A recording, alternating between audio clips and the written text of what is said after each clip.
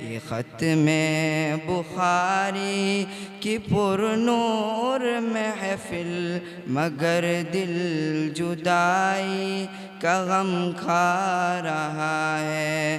سعادت ملی ہم کو دین نبی کی، فخر سے میرا سر بلند ہو گیا ہے۔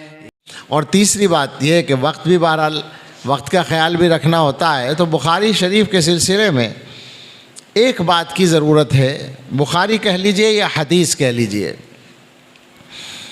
بات یہ ہے کہ ہمارا یہ زمانہ جس طرح سے نئی نئی ایجادات کا زمانہ ہے، تو ایسا لگتا ہے کہ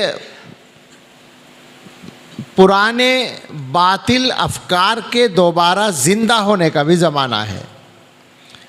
اس امت کے اندر باطل افکار شروع سے آئے ہیں، اسلام دشمن طاقتوں کی محنت سے۔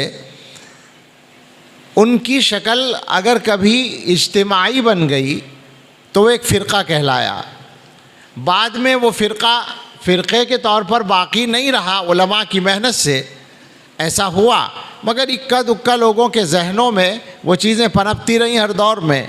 مگر ہمارے زمانے میں آ کر باطل افکار دوبارہ اجتماعی شکل اختیار کر رہے ہیں۔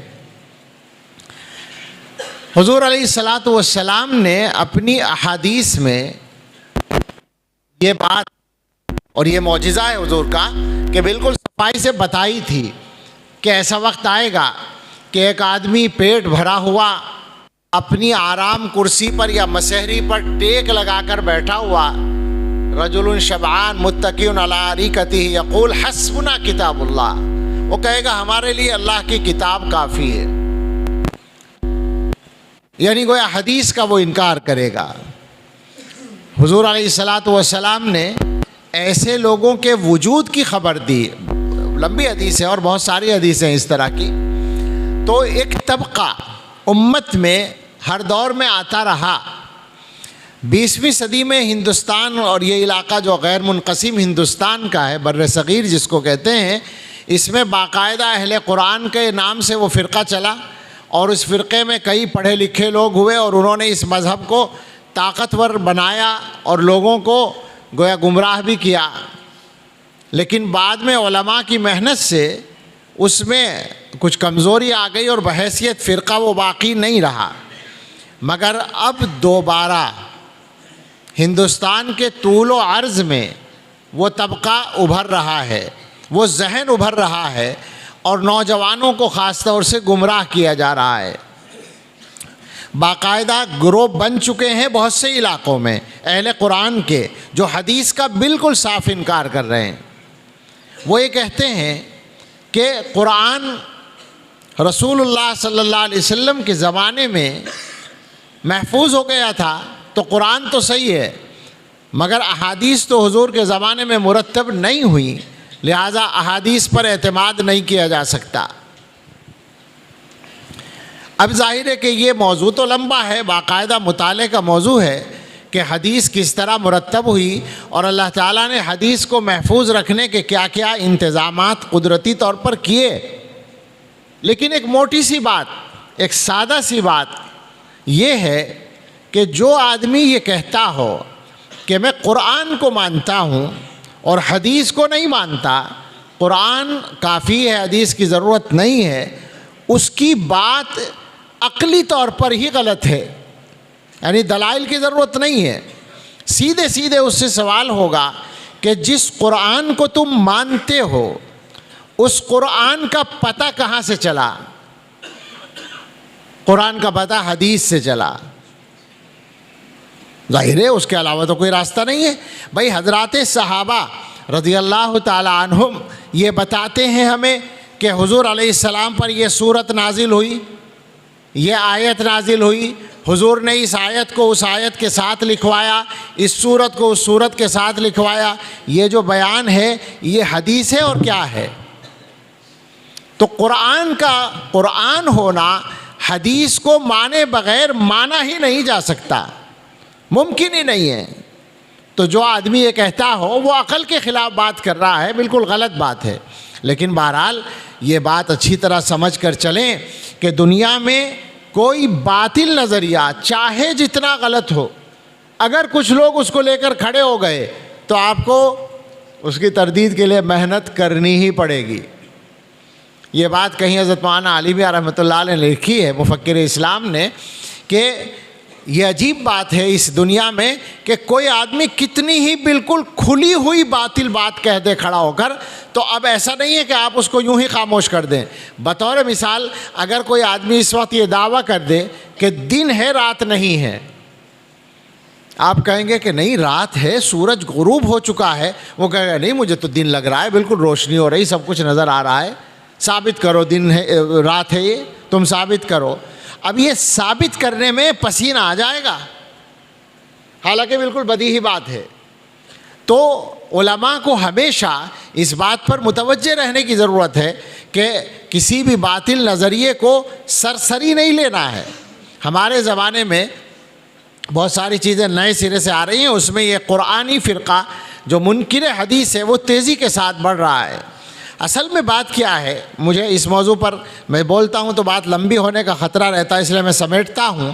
بات اصل میں یہ ہے کہ صحیح راستے پر اگر امت کی اکثریت کھڑی رہے، ہمارے حضرات اکابر رحمہم اللہ نے جو قرآن و حدیث کی روشنی میں ایک معتدل راستہ متعین کیا ہے، تو پھر ادھر ادھر جانا مشکل ہوتا ہے۔ لیکن اسی امت میں مختلف نظریات آئے ہیں، اور جب ایک طرف ایک نظریہ کوئی غلط قائم ہوتا ہے تو اس کا رد عمل بھی آتا ہے۔ ہمارے وہ بھائی جو اہل حدیث کہلاتے ہیں، انہوں نے جو ہر چیز کے لیے پیچھا لیا کہ حدیث دکھاؤ حدیث دکھاؤ، تو اس کا الٹا رد عمل یہ ہوا کہ ایک طبقہ کھڑا ہو گیا، اس نے کہا حدیث کی ضرورت ہی نہیں ہے۔ یہ مطلب میں اس کو علمی طور پر مدلل کرنے میں تو ٹائم لگے گا، لیکن بات اسی طرح ہے کچھ کہ ایک انتہا دوسری انتہا کا رد عمل ہوتی ہے۔ بہرحال یہ اس موضوع کو واپس لاتے ہیں۔ عرض یہ کرنا ہے کہ حدیث قرآن سے ثابت ہے اور قرآن حدیث سے ثابت ہے۔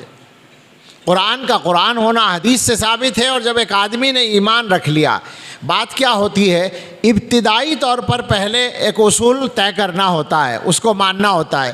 اب اگر کوئی آدمی آپ سے کہنے لگے کہ صاحب حدیث کو کیسے ثابت کرو گے، یا وحی کوئی کیسے ایک آدمی قرآن کا انکار کرے تو کیا کریں گے آپ؟ تو وہاں ابتدائی طور پر ایک بات پر پہلے اتفاق ہوگا اور اس کے بعد آگے بات بڑھے گی۔ اگر کوئی آدمی شروع میں اللہ تعالیٰ کے وجود کو مان لے تو بات آسان ہو جائے گی، مگر اس زمانے میں یہ بھی ایک مستقل مذہب بن گیا ہے، یعنی لا مذہبیت، الحاد، کیا کہتے ہیں، ایتھزم، ایتھسٹ ہونا۔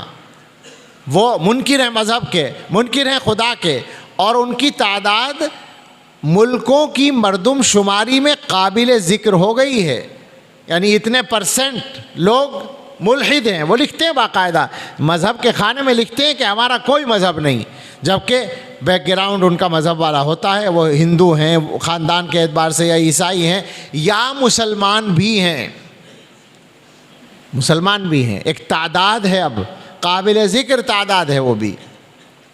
تو اگر کوئی آدمی منکر ہے اس سے تو الگ انداز سے بات ہوگی، لیکن جب ایک آدمی اللہ کے وجود کو مان لے گا تو پھر اس کے لیے ماننا آسان ہوگا کہ جب ہمارا ایک پیدا کرنے والا ہے، ایک خالق و مالک ہے، تو ظاہر ہے کہ اس کی طرف سے زندگی گزارنے کا طریقہ ہمیں ضرور بتایا جائے گا۔ اس طریقے کو بتانے کے لیے اس نے اپنے کچھ بندوں کو منتخب کیا۔ یہ بھی عقلی بات ہے کہ ہر آدمی پر وحی نازل کرنا اس کی ضرورت ہی نہیں ہے، کچھ بندوں کو مقرر کر دیا جائے اور ان کے اوپر اللہ تعالیٰ کی طرف سے وحی نازل ہو جائے، یہ ایک عقلی ضرورت ہے۔ تو جب یہ بات تسلیم ہو جائے گی تو ماننا آسان ہوگا کہ یہ قرآن اللہ کی طرف سے نازل ہوا، اور جو احادیث ہیں وہ بھی اللہ تعالیٰ کی طرف سے نازل ہونے والی وحی ہی ہے، اس کے علاوہ کچھ نہیں ہے۔ وما ينطق عن الهوى ان هو الا وحی یوحى، پیغمبر علیہ السلام اپنی خواہش سے بات نہیں کرتے ہیں، جو کچھ فرماتے ہیں وہ وحی الہی ہوتی ہے۔ یہ حدیث ہے، اور پھر امت کے اندر علماء نے اسی بنیاد پر کہ حدیث کے بغیر دین مکمل نہیں ہو سکتا، اللہ تعالیٰ نے بہت سارے احکام قرآن میں صراحتاً نازل نہیں فرمائے، مگر یہ فرما دیا اطیعوا اللہ و اطیعوا الرسول من یطع الرسول فقد اطاع اللہ، اور اس مضمون کی جتنی بھی آیات ہیں ان کو آپ مستحضر کریں تو گویا طے کر دیا گیا کہ ہم جو الفاظ اپنی طرف سے نازل کر رہے ہیں وہ بھی، اور اس کے علاوہ جو ہمارے پیغمبر کی زبان سے نکل رہا ہے، یا پیغمبر جو حکم دے رہے ہیں، یا جو کسی کام سے روک رہے ہیں، یا ان کے سامنے جو کام ہو رہا ہے، وہ سب بھی تمہیں ماننا ہے، سب کے مجموعے کا نام دین ہوگا۔ اس وجہ سے امت کے علماء نے محنت کی اور احادیث کو جمع کرنے کا کام کیا۔ اس سلسلے میں اللہ تعالیٰ کی طرف سے انسانوں کے ساتھ الگ الگ معاملے ہوتے ہیں۔ اللہ تعالیٰ انسانوں کو توفیق بھی تقسیم کرتے ہیں، اور اس میں اللہ کی حکمتیں ہوتی ہیں۔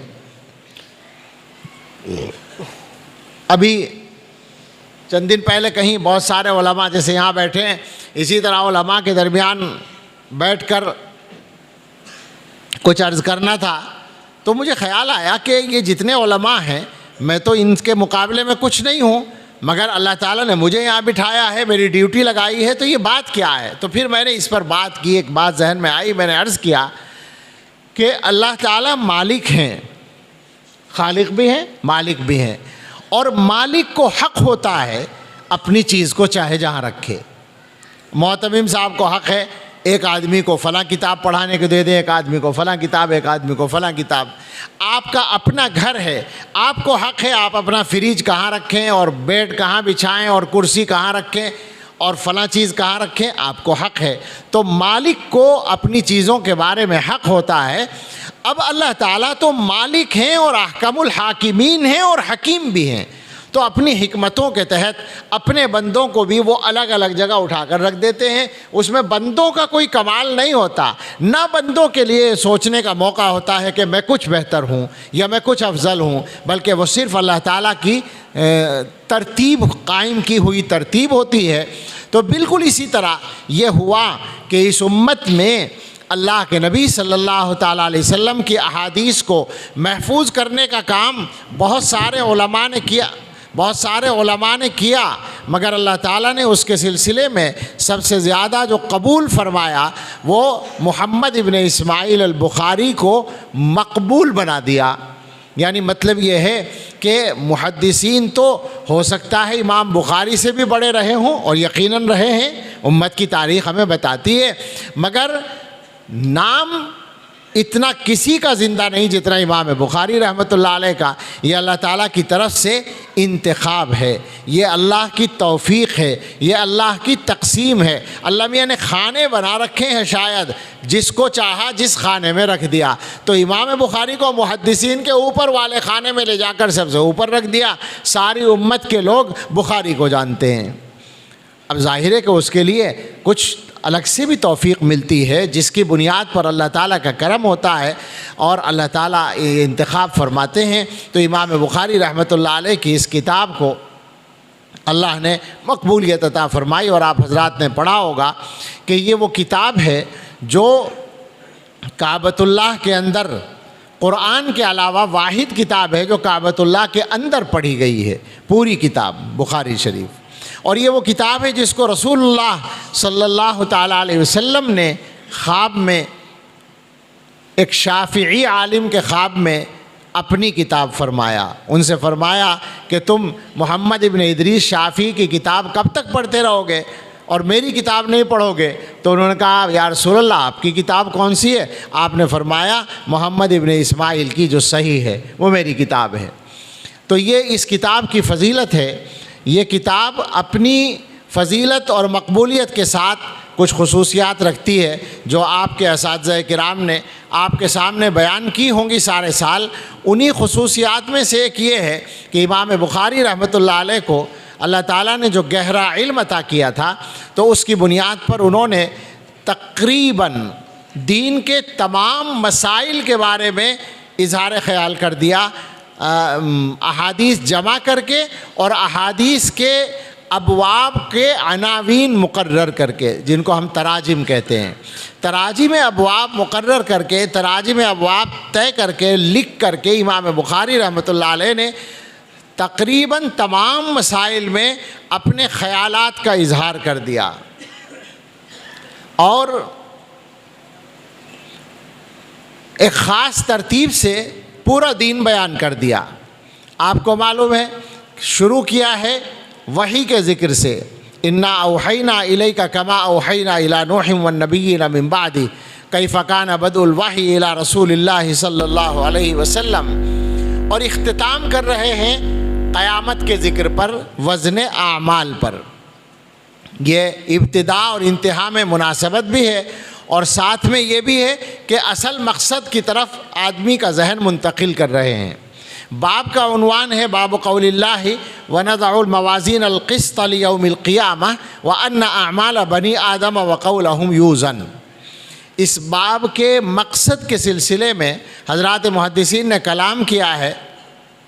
ظاہر ہے کہ تراجم ابواب کے مقاصد کا مضمون جو ہے وہ ان مضامین میں سے ہے جن میں بڑے بڑے لوگوں کے دانتوں کو پسینہ آیا ہے اور بڑے بڑے محدثین نے اس پر کلام کرنے میں گویا جھجک کا مظاہرہ کیا کہ ہم وہاں تک نہیں پہنچ پا رہے ہیں۔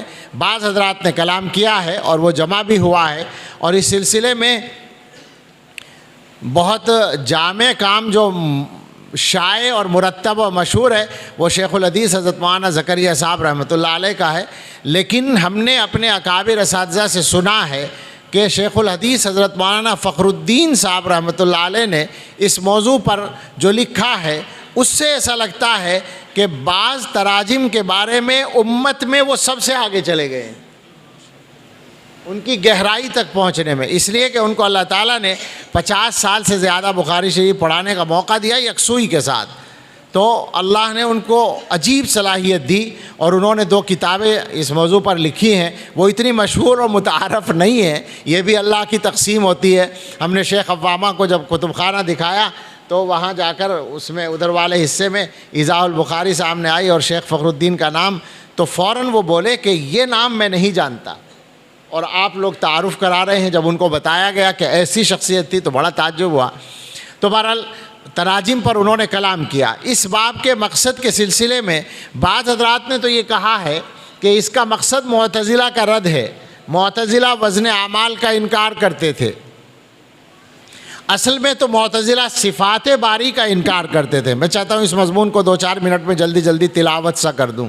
معتزلہ اصلاً تو وزن صفات باری کا انکار کرتے تھے، وہ اپنے آپ کو اصحاب التوحید کہتے تھے، اصحاب العدل والتوحید، بڑا اپنا ہی لقب رکھا تھا انہوں نے، اور عدل اس لیے تھا کہ ان کے نزدیک اللہ تعالیٰ پر عدل کرنا واجب تھا، اور توحید اس لیے کہ وہ صفات کا انکار کرتے تھے۔ وہ یہ کہتے تھے ان کی باریک عقل میں یا موٹی عقل میں یہ بات آئی تھی کہ اللہ تعالیٰ کی صفات کو اگر مانا جائے گا تو توحید مجروح ہو جائے گی، اس لیے کہ صفات یا تو قدیم ہوں گی یا حادث ہوں گی۔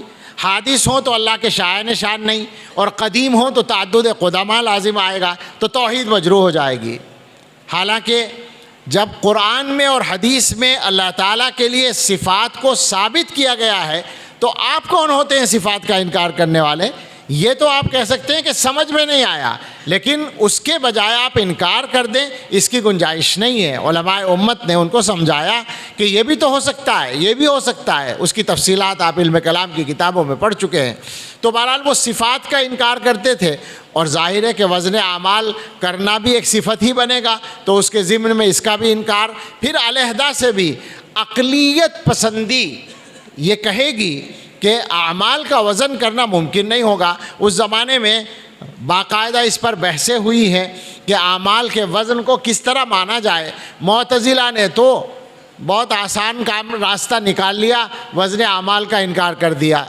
کرامیہ نے بھی انکار کیا، کہنے لگے اعمال کا وزن کرنا مراد نہیں ہے، تولنا مراد نہیں ہے، انصاف کرنا مراد ہے۔ تول کر انصاف ہی تو ہوتا ہے، تو جو مقصد ہے وہ مراد ہے۔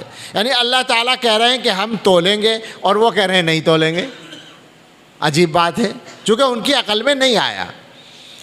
ہم یہی جواب دیں گے کہ کس طرح تولنا ہے اللہ تعالیٰ آپ سے نہیں پوچھیں گے، اللہ تعالیٰ جانتے ہیں تولنا۔